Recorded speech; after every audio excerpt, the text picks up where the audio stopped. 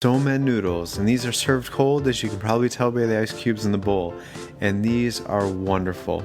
So the first thing you need for this is some Somen noodles. They come in an opaque paper plasticky pack like so, and what you do when you open up the pack, you'll notice that the noodles come bound in little paper ribbons. You pull off the paper ribbons just like so, and then you go ahead and put the noodles right in the boiling water, almost like you would spaghetti noodles.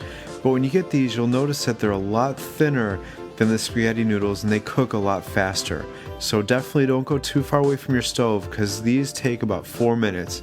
You want to leave the stove on high heat for those 4 minutes and just keep stirring and stirring and stirring, whether it's with your chopsticks or with your spoon or whatever you're using. So like I said, these do cook very quickly, and our water isn't quite up to a roaring boil, but we're going to go ahead and fast forward about 4 minutes in just a moment to show you what it's going to look like when you get to the end here. There we go. Once they look like that and 4 minutes has passed by, you know they're done, and you want to go ahead and grab the pot to get it off the stove.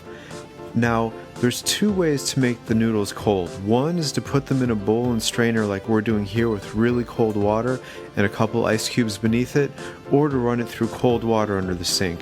We prefer this way because when you do it in the sink, a lot of the noodles spill over into the sink and it's kind of hard to contain them. But if you do it in this manner, you put ice cubes in the bottom along with a lot of cold water, and you just really be sure to mix up the noodles in that cold water and kind of lift it up and out and put it back in to really cycle all the cold water all over your noodles. And these are really thin noodles, so it's pretty easy to do. There you go. We pulled it out, put it back in, give it a brisk mixing through the water, and there you go. At the end, just shake it out really good. And you actually serve these noodles in water. So we're taking them out of the water that we probably made look lukewarm and putting it in another bowl, the serving bowl, with ice cubes and cold water in it. And that's how you'd serve it to yourself or to any guest you have coming over your house.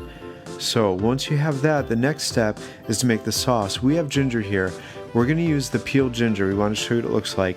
And go ahead and rub it just like that to get the really finely grated ginger. And that's what we're going to mix together with the sauce in just a second, that we'll see. And definitely be careful here. I always rub my knuckles against this thing. I don't know how our lovely housewife manages to avoid that pain every time she does it. Must be she's more experienced than I am. And the other thing we want to is to get our green onions, and we want to chop them very finely as well.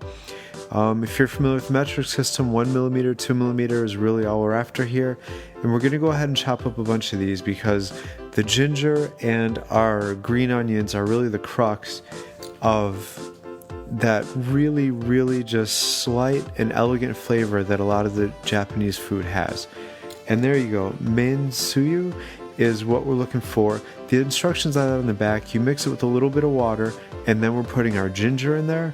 And then also we're going to go ahead and mix in those green onions like we had too.